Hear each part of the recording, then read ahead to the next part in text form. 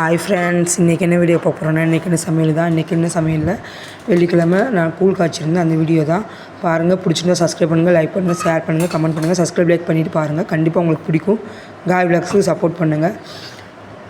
நான் எப்போயாவது நினச்சேன்னா கூழ் காய்ச்சி குடிப்பேன். வெள்ளிக்கிழமை எப்போயாவது நினச்ச போது கூழ் காய்ச்சி குடிப்பேன். அது உடம்புக்கு நல்லதும் கூட தான்.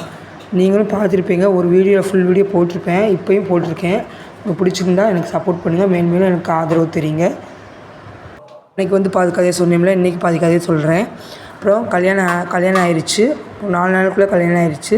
கல்யாணம் ஆனவுடனே சரி இனிமேல் ஸ்கூலுக்கு போக மாட்டோம், நம்ம ஜாலியாக இருக்க போகிறோம் அப்படின்னு நினச்சேன்.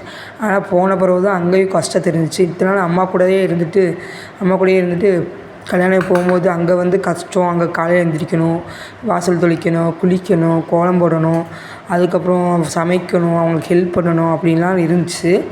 எனக்கு சமைக்க தெரியாது, ஒன்றும் தெரியாது. எங்கள் அப்பா சொல்லி தான் கட்டி கொடுத்தாங்க. சின்ன குழந்த தான், அவங்களுக்கு சமைக்க தெரியாது, நீங்கள் தான் பார்த்துக்கணும்னு சொல்லிட்டு எங்கள் அத்தையிட்ட சொல்லிட்டாங்க. நான் பார்த்துக்குறேன், நீங்கள் போயிட்டு வாங்க, நாங்கள் பார்த்துக்குறோம் அப்படின்னு சொல்லிட்டு விட்டுட்டு போயிட்டாங்க. போன பிறகு காலையில் நான் எப்போயுமே சின்ன பிள்ளை லேட்டாக தான் எழுந்திரிச்சேன். அதுக்கப்புறம் லேட்டாக எழுந்திரிச்சு அதுக்கப்புறம் தான் சமைச்சாங்க.